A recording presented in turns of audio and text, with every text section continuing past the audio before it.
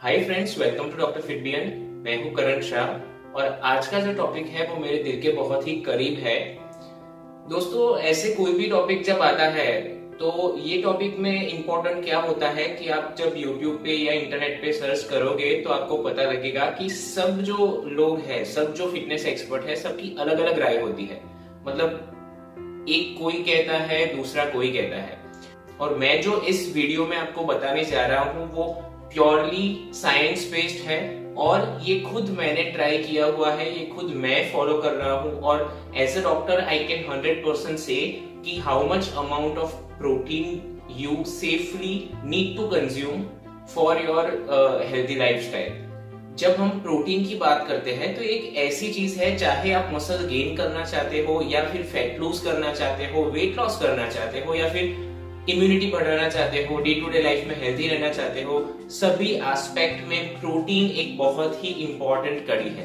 और प्रोटीन आपको कितना कंज्यूम करना चाहिए वो अगर आप नेट पे सर्च करोगे तो आपको पता चलेगा कि इंद्रधनुष में जितने कलर्स है उतने अलग अलग डिफरेंट आंसर्स हैं। सो सही क्या है, आपको कितना प्रोटीन लेना चाहिए सो दैट आप अपना गोल जो अचीव करना चाहते हो, और अगर आपका कोई गोल नहीं है, सिंपल फिटनेस सिंपल फिट रहना चाहते हो तो भी कितना प्रोटीन चाहिए वो मैं इस वीडियो में आपको समझाऊंगा। तो चलिए दोस्तों, आज का वीडियो शुरू करते हैं।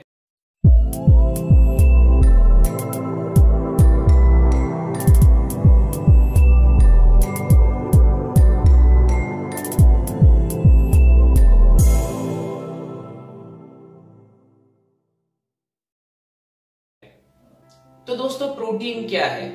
ऑलरेडी मैंने कार्बोहाइड्रेट और फैट पे वीडियोस बनाए हैं जिसमें मैंने समझाया था कि कैसे कार्बोहाइड्रेट्स जो है वो गुड कार्ब्स होते हैं, बैड कार्ब्स होते हैं। फैट में भी कैसे गुड फैट्स होती है, बैड फैट्स होती है। वो दोनों वीडियो की लिंक मैं डिस्क्रिप्शन में डाल दूंगा। अगर आप फर्स्ट टाइम मेरी चैनल को विजिट कर रहे हैं तो वो दोनों वीडियोस भी आप जरूर देखिएगा, क्योंकि जब भी आप हेल्दी लाइफस्टाइल अचीव करते हो तो it is not just about a single thing, बहुत सारे छोटे छोटे मॉडिफिकेशंस भी इंपॉर्टेंट है। So friends, unlike carbohydrates and fats, protein में गुड प्रोटीन और बैड प्रोटीन ऐसा कुछ नहीं होता। Protein itself is only good, मतलब वो प्रोटीन जो है वो अच्छा ही है। आप अगर किसी भी फॉर्म में प्रोटीन को ले तो it is definitely good for your body. So what is protein?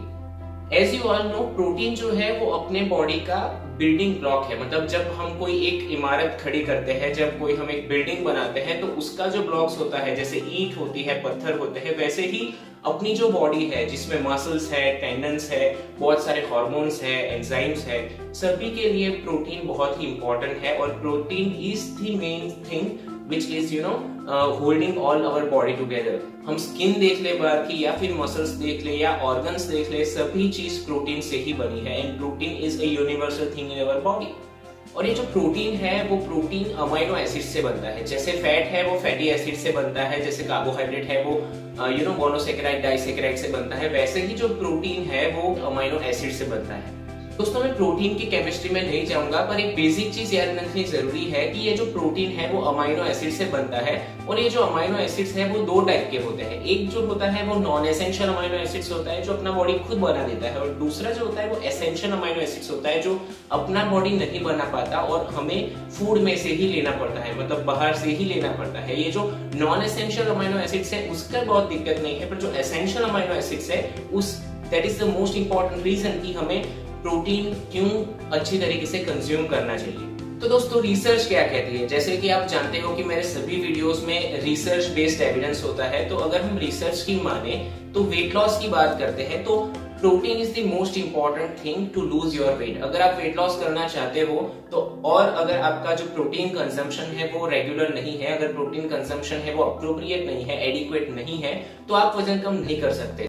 Protein जो है वो मेटाबॉलिक रेट होता है अपना, जो रेस्टिंग मेटाबॉलिक रेट या बीएमआर जिसे कहते हैं, उसको बढ़ाता है। और उसके साथ ही हम जो कैलोरीज लेते हैं शरीर में, उस कैलोरीज को घटाता है। वो कैसे घटाता है? ये जो प्रोटीन है वो अपनी एपेटाइट कम करता है, फुलनेस ज्यादा रखता है, सो दैट आप कम इजीली खा सकते हो, आपको क्रेविंग्स नहीं होते हैं और उसकी वजह से आपका कैलोरी इंटेक थोड़ा कम हो जाता है। सो ये दोनों चीजों की वजह से आपका जो वेट है वो इजीली लूज हो सकता है। एक स्टडी के मुताबिक ये जो प्रोटीन है वो दिन की 80 to 100 कैलोरीज ज्यादा बर्न करता है। अगर आप हाई प्रोटीन या जो एडिक्वेट प्रोटीन का डाइट ले रहे हो तो वो 80 to 100 कैलोरीज ज्यादा बर्न करता है। दोस्तों 80 to 100 calories something you burn when you are 8 to 10 minutes आप जब दौड़ते हो ट्रेडमिल पे तो आप 80 to 100 कैलोरीज बर्न कर पाते हो। सो फ्रेंड्स रियली ये बहुत बड़ी चीज है।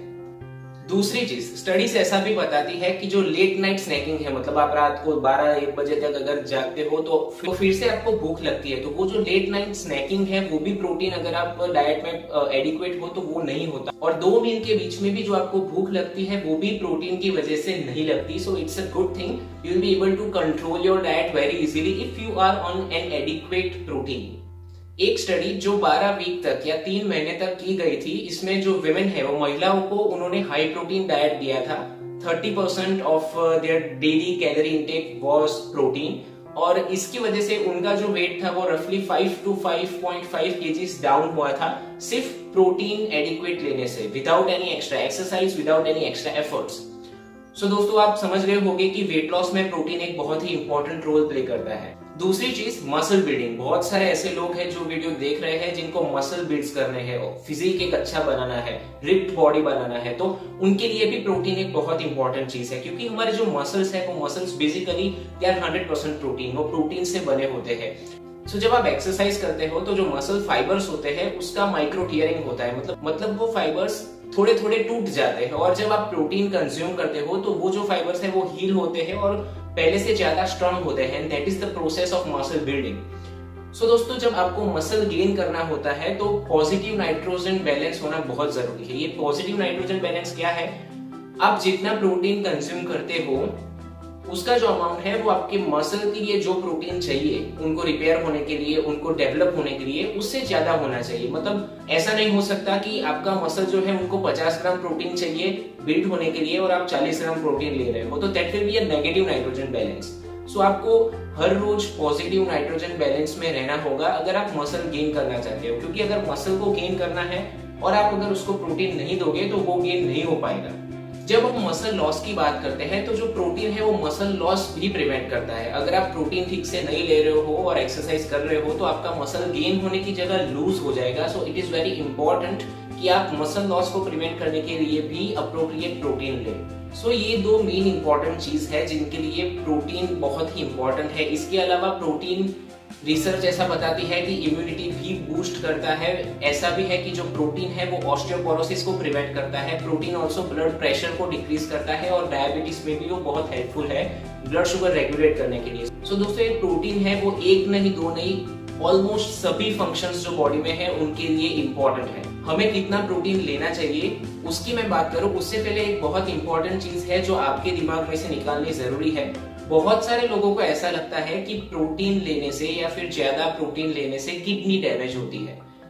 तो दोस्तों ये बिल्कुल भी सही नहीं है। सभी एविडेंस ऐसा बता चुकी है कि किडनी डिजीज प्रोटीन से नहीं होता है। अगर आप हेल्दी हो, आप प्रोटीन कंज्यूम कर रहे हो, उसके साथ अगर आप अपना प्रॉपर हाइड्रेशन मेंटेन कर रहे हो, पानी पी रहे हो ठीक से, तो प्रोटीन से आपके बॉडी में कुछ भी नुकसान नहीं होने वाला है और आपकी किडनीज को भी कुछ नुकसान नहीं होने वाला है। सो फ्रेंड्स अब आते हैं मेन चीज पे कि आपको कितना प्रोटीन चाहिए।